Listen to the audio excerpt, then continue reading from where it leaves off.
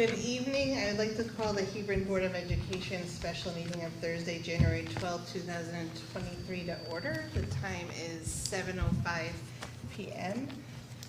If we can do a roll call. Sorry, Sarah. Oh, yeah, starting with Maisie. Madison Stevenson. Sarah Copolino, board member. Keith Pettit, board member. Nicole Matthews, board member. Alex Crawford, board member. Ali Schmeisel, vice chair. Heather Pettit, chair. Tom Beard, superintendent. Joe Margaitis, board secretary. Don Briere, director of educational services. Caitlin Schalar, business manager. All right, and we have David Kinney over there on the side. Hi, And we have our and I just wanted to welcome Keisha Santos, who's going to be taking over as board clerk. She's working with Tricia this meeting and next meeting to get her feet under her with this, but she's our administrative assistant to Mr. Larkin over at Hebron Elementary School, so we welcome her. welcome, Keisha. I saw that, Trish. All right, if we can all stand for the Pledge of Allegiance. I pledge allegiance to the flag of the United States of America and to the republic for which it stands, one nation, under God, indivisible, with liberty and justice for all. Thank you. Next on the agenda is recognition. So Connecticut Association of School Superintendents Award. I will let Dr. Baird speak to that. So this is my favorite item of the year. So we're excited to welcome Jacqueline Coffey to get recognized as the Connecticut Association of Schools Superintendent Award winner for Hebron Public Schools. So I'm going to ask her to come on up. I know Mr. Larkin is going to come up and Mr. Legato is going to come up. And Mrs. Much, perhaps.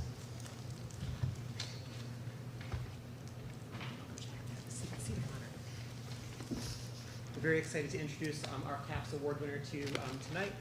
Jacqueline's classroom teacher, Mr. Legato, is going to share why she was selected for this award. So we're very pleased to recognize an exceptional sixth grader for the CAPSS Superintendent Award this year, Jacqueline Coffey. Jacqueline embodies the very spirit of what the Superintendent Award stands for and looks to show these traits every day. Not only is she an advocate for all, putting in the inclusion and joy of others as her #1 priority, but she is also a friend to all, going above and beyond to make each and every person she comes across feel welcomed, heard, and loved. She gives her all in everything that she does. Jacqueline is a member of the 6th grade student council, helping to lead the group community service projects that benefit both our school and the greater community. Jacqueline, we thank you for being such an outstanding school citizen, and we're so happy to be able to recognize you with this award. Congratulations.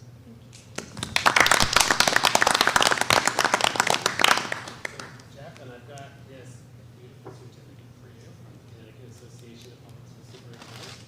We're going to take some pictures here. You want to stand up?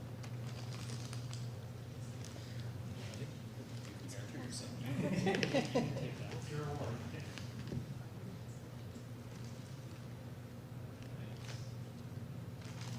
Thank you. And I think Mrs. Congratulations, Jacqueline. Can I ask you just a couple of questions? How do you feel about that? So can you tell us like what the award means to you or about the award? I'm very thankful to have the award, and I thank everybody for recognizing me for this award. And it is truly a great honor to be recognized for how much I care about the school, and I'm extremely thankful. So thank you very, very much. Thank you so much. So what are your plans for next year? My plans are to hopefully get into more activities, so I can hopefully maybe improve the school next year and see how I could be a great student and make the Ram School community a better place if there are any student councils next year. Anything else? That's wonderful. There are student councils, I believe, so you will be a great asset. We're very proud of you, and thank you for representing our schools and our district so well. So thank you very much, and congratulations. Thank you so much.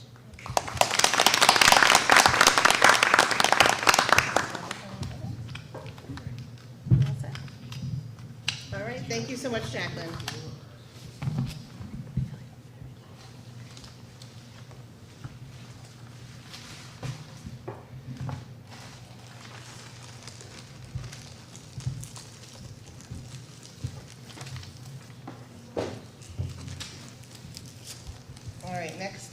agenda is recognition of former board members Amanda Veneziano and Diana Morales, who I know plan to be with us tonight, and it's probably part of the reason that they had to step down is because they have some conflicts with work and other life events. So they're not able to be with us tonight. So we will reach out to them and drop off their awards or see them to make sure that they get them. But we want to again reiterate, like, we are very thankful for their service and all the time that they dedicated to the board and to our community, our schools, and our children. So thank you both very much. Next is the student liaison report. Welcome. Do I? Yes, go ahead. Good evening. Tonight I will be sharing our January updates of some of the happenings at our school. The third grade student council presented our bus drivers with thank you cards and a snack in December as their service project, recognizing their dedication in getting students to and from school safely each day. Sixth grade student council is sponsoring a school-wide winter drive to benefit Hebron Interfaith Human Services. Sixth graders also set sail on the Connecticut River to observe and analyze the harbor seal population of Long Island Sound. In C&E, FPS teams completed practice problem 2 on the topic of digital realities. Exciting news! 200 salmon eggs have been delivered. We will raise them and release them to the Salmon River next April. Lastly, in C&E, over 50 student inventors have currently signed up for the 6th annual Hebron Invention Convention. In the music department, HES bands are starting to learn their spring concert and parade music. Choruses will be restarting soon, and after our first winter concert, we have a lot more new recruits. Thank you, everyone. We hope you enjoy our updates coming from HES and GHS. Thank you so much. We actually really do enjoy them, and it's nice to hear from you. And thank you for coming each time we have a meeting and giving that report. I know it takes time out of your night and probably your families as well, and we appreciate you doing that, so thank you. Thank you. Next we have is public comments. So the Hebron Board of Education values the public comment period as it represents an opportunity for members of the public to express their views to the board on matters within the board's authority. Procedurally, public comments will be limited to 3 minutes per person, and citizens will be asked to identify themselves. All comments must be directed to the board and not to any individual board member or individual member of the administration. The board and the administration will not respond to questions or engage in dialogue during the public comment period. The board and administration will determine when and how to address questions that arise during the public comment period. So if anyone has public comment, do you have the sign up, right? I didn't see anybody on there. If you signed up, you're welcome to come up to the mic, or if you didn't, if you want to come up as well, that's fine too. All right, seeing none. We'll move on to discussion and possible action regarding the 2023-2024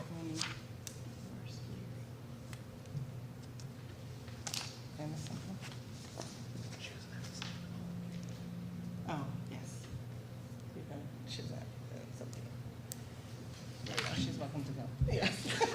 You're happy to stay too, if you really want to get into the budget. I just think she was waiting for the okay. Oh, okay. I apologize. Okay, so discussion and possible action regarding the 2023-2024 school year budget. So just to say again, this year we're doing the budget in a little bit of a different way. And the board and the administration, Dr. Baird, we're doing a more collaborative approach and working together on the budget. So we have those meetings. We had one earlier tonight. So it's the will of the board if they want to continue discussing that right now, or we can schedule another meeting to delve in further at another time. So whatever the will of the board is.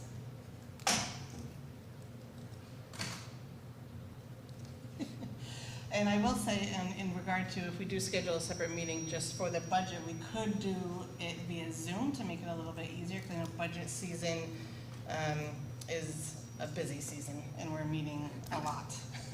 And I recognize that, and I appreciate everyone's time, and I know the community does as well. So we could also host it via Zoom and have a Zoom meeting to go through those details to make it a little easier in schedules.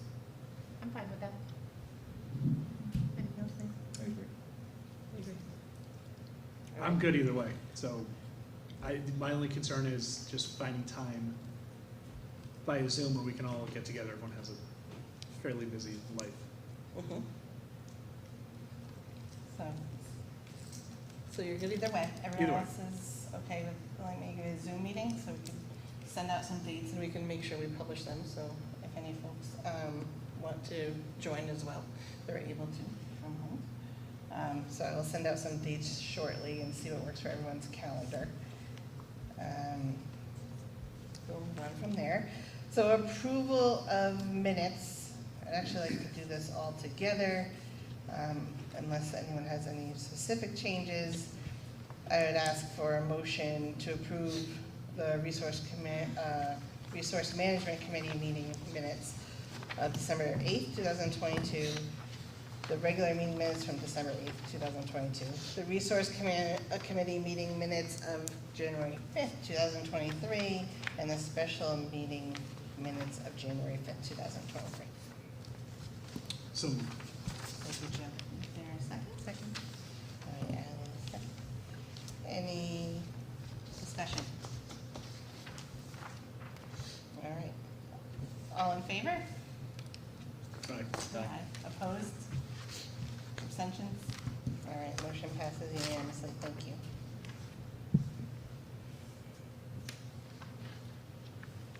And Keisha, I was just thinking of you as you're trying to learn this and all the members, which, how would you remember all of our names? So if it helps tonight, I could do a roll call vote. I don't know if that would be helpful for you. I think it's okay. I'm just Okay. the name tags. Okay. All right, I didn't know if you could see them from there. Your eyes are better than mine. All right, Dr. Baird, the superintendent's report. Sure, I have a brief report tonight. As you know, most of our time and effort right now is focused on the budget development. So there's not a lot of other things to report on. Under district advancement plan, the one thing I wanted to highlight is the town-wide facilities study is about to embark. The first step of that is there has been an RFP, a request for proposal, all on the town side. This is a town-funded study that's been posted on the Hebron, Town of Hebron website, and we have a pre-walkthrough scheduled for next week. So we're excited about that. Moving forward. COVID operations, not a major update, but, and this is something we have already shared with families, but the state is no longer providing COVID test kits to schools, and our existing test kits are expiring this month. And once we exhaust that supply, we're not planning on purchasing any additional test kits. So that'll be something that'll be sunsetting. We are required under the American Rescue Plan Act to update our COVID operations plan every 6 months. The next update for us will be due by February 2nd. We have no other updates other than changing the effective date of the plan, but we are required technically to update and post the updated plan. So we'll probably do that through a Friday principal update type email and post it on the website. Other items of interest that I wanted to give you updates on. Currently, our health insurance consortium has reduced the renewal rate for next year from a 6% increase to a 5% increase. My best guess is still they will end at a 0 or thereabout by the time the whole process is done in March, but that's where we are right now. As of January 1st, our enrollment was 704 students strong, compared to 693 this time last year. Our magnet school enrollment is at 5, which is a historic low for us. I wanted to mention that we had our I know you already know this, but we had our first, I'm going to call it snow day in quotes here, because there wasn't any snow to be had on that day, but due to some power outages and some traveling concerns, we had no school on December 23rd, the day before break. So we'll be making that up at the end of the school year.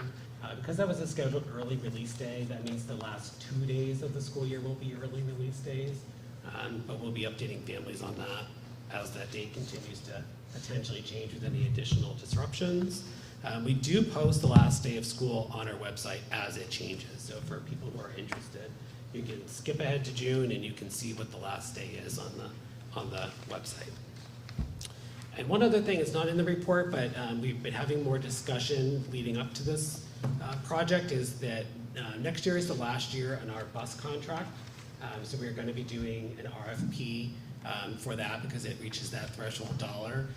It's difficult to handle an RFP when you've got 4 different entities that are awarding a bid. There's not really a mechanism for that in any of our policies or bylaws. So what made the most sense in talking to legal counsel is because we all partner with RAM, it makes sense for RAM to do the RFP, and then we waive our bidding process because we're doing a regional contract. So that's the way that we're planning to move forward, and we'll proportionally share in the legal cost for that with RAM, just like we shared in legal costs when we had some issues during COVID billing. So we're excited about that process. Of note is that there is new federal legislation that requires our movement to electric buses over time. So that's going to be a mitigating factor when we do this RFP. So we're beginning to do some homework around what percentage of the fleet over the life of the next contract would have to be electric. One of the things that we're wondering about, and we're going to need to talk to the town managers in the 3 towns and the Hebron Lions, is currently our bus area is at the fairgrounds, and there's a period of time during the fair that our buses are not at the fairgrounds. And so if we have electric buses, like how is that all going to work, and can the fairgrounds support a charging station for a bus? And so there's a lot of complicating factors going into this next cycle for our bus contract. And while we don't have to worry about it so much in this year's budget cycle, renewals of contracts or awarding new contracts for transportation are significantly more than what existing contracts have in terms of labor costs. So it's going to be something we're going to have to really consider for the 24-25 budget, is that we'll be entering into that new transportation contract. We were kind of lucky that we started the last contract when we did, because people have been seeing very sizable increases to their transportation contracts in the last couple of years. So we wouldn't be doing an RFP, or RAM wouldn't be starting that really until next year, but I just wanted to get it on your radar. And that's it for me tonight. Thank you very much. All right. Caitlin, sorry. Okay. The Right, business so manager report. my narrative report is included with my regular enclosures too. Just a couple items to highlight under technology. Mr. McKinney spent December updating a couple of servers across the district and working on some of our test data collection software to make sure they were updated with any new year information that was needed there. In facilities, there are numerous building maintenance projects that were underway, a frozen pipe and a replacement circulator pump, et cetera, is budgeted as bulleted in this section here. Transportation, we had a couple of days of missed buses, a couple of days of pretty significantly delayed buses. We continue to talk to our contacts there and just try to make sure that that communication is coming in as early as possible. I know at least one day wasn't very ideal in the amount of time that the notice went out, so we just continue to talk and make sure we're on the same page and try to make any disruptions as smooth as possible for families. So that conversation is ongoing, and one of the pieces we're trying to do is update the portal where parents can go to see the pickup time, because there's a pickup time communicated in September, but as the year goes on, those shift slightly, and they should have been updated a couple of months ago. So we're just looking to get newer pickup times, so when an announcement comes out that a bus might be delayed coming home, it's delayed as compared to a number we're all on the same page as is the expected drop-off time. So hopefully that'll get wrapped up pretty soon. As far as the food service program is concerned, we started charging for meals. It's gone fairly smoothly. There were a couple of children that came to school looking for a breakfast or lunch that didn't have money on their accounts, and per our policy, we've served them their meals and contacted the families, as is written in our district policy. So we've had some feedback from parents. Some surprised that their child had breakfast because I served them breakfast before they went to school. So some of that communication is happening.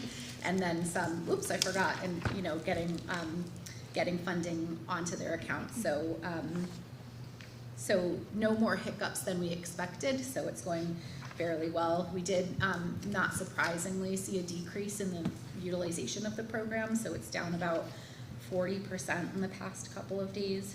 So our food service manager and I plan to do some data collection in the month of February at least, just to kind of see what those numbers are really looking like and what sort of meals being served are impacting the numbers one way or another, so we can make some really thoughtful decisions about what our menus will look like moving forward, making sure that, you know, we're incorporating the healthiest options that we can and meals that are appealing to our students, so that we can make sure that the program can continue to fund itself. So hopefully, when we typically do an update for you on a food service program in the spring, so when that time comes around, I hope to have some information to share with you around that.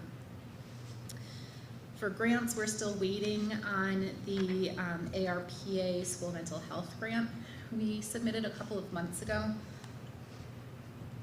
So hopefully by the time we meet next month, we'll have a decision on that. That's a 3-year grant, but this is year 1. So we've lost half of the school year so far on that funding. So it'll be interesting to see if funded,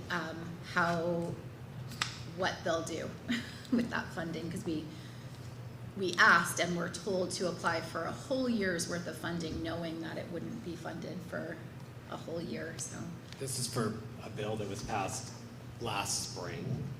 So just, if anybody has any, feel free to provide that feedback to your state legislatures and other stakeholder, federally, state agencies. I'm sure they're working very hard.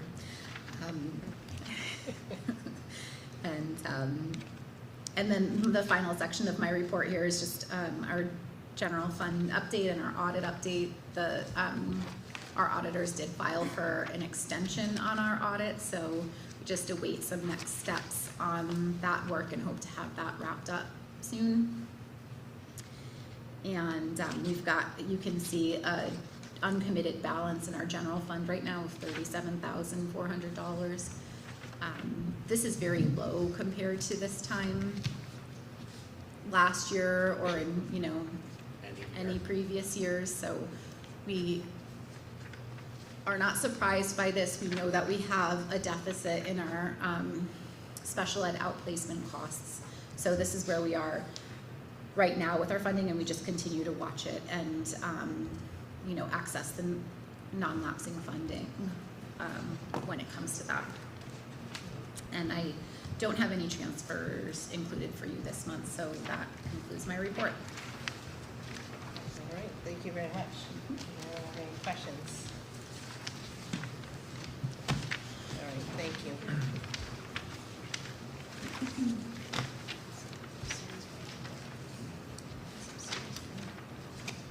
Next, the chair's report. I don't really have anything additional to report that we haven't talked about. We've been working on the budget, so that kind of takes up the season.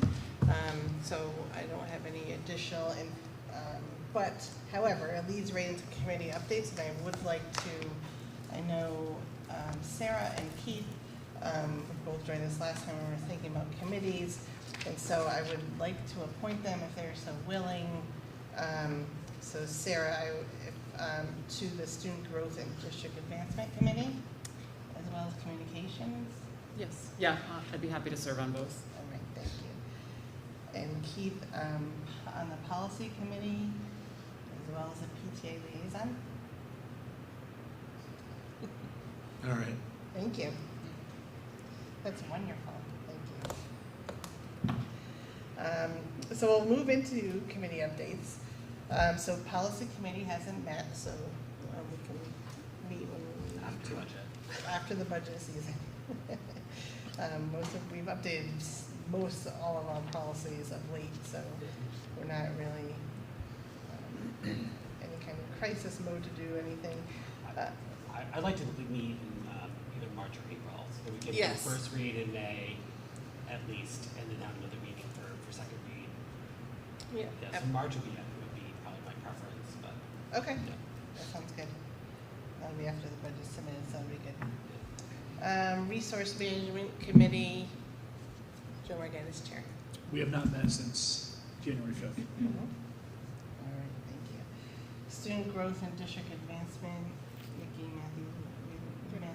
But I would like to actually schedule that meeting. Yeah. We could wait till after budget as well. I mean, I'm not trying to make everyone meet, unless you want to, like every night of the week. But I would like to meet soon. I was going to recommend April, so if we did policy in March and district advancement plan updates in April, because then we would, usually then we work on them some more as an admin team sort of at the end of the school year, and then make it a focus point for the summer retreat. But Okay. is April soon enough for what you'd like? Is that one? Okay. April it is. Communications and Community Engagement Committee. Haven't met. We haven't met. Not yet. But we probably will meet soon, Yep. as soon as we finalize the budget for the board and do present it. We can work on, getting something out to the community. Negotiations Committee, we have not met because we have no reason to meet at this time. Do you want a second person for that, or are you the only person? Oh, yes, I am the only person. Now, And you have a Amanda contract. had, yes, it was myself and Amanda Veneziano prior. So if anyone's interested, they could think about it because we don't have negotiations going on right now, but Can we nominate somebody? Hmm? Can we volunteer somebody? Can we nominate them? That's kind of what I do, isn't it? But if you want to think about it, we have time. We don't have a negotiation going on right now, per se, but I should not be the only person probably doing negotiations. I mean, I really would like another person, so if you could think about that, please let me know. Thank you. That's a good idea. And the next negotiations is a small one, so it'll probably. For the administrators. Yeah, so it'll probably be mostly time commitments in May and June of this year would be my guess. Yeah, so if you would like to be involved in that, I can ask you at the February meeting. I'm sure it will go well.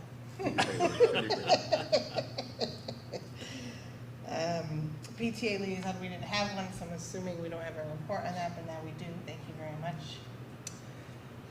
School readiness, unless I missed it, we didn't meet. Didn't meet, next Okay. meeting is January 31st. All right, good. I was like, I've been looking. Okay. And in terms of the wellness committee.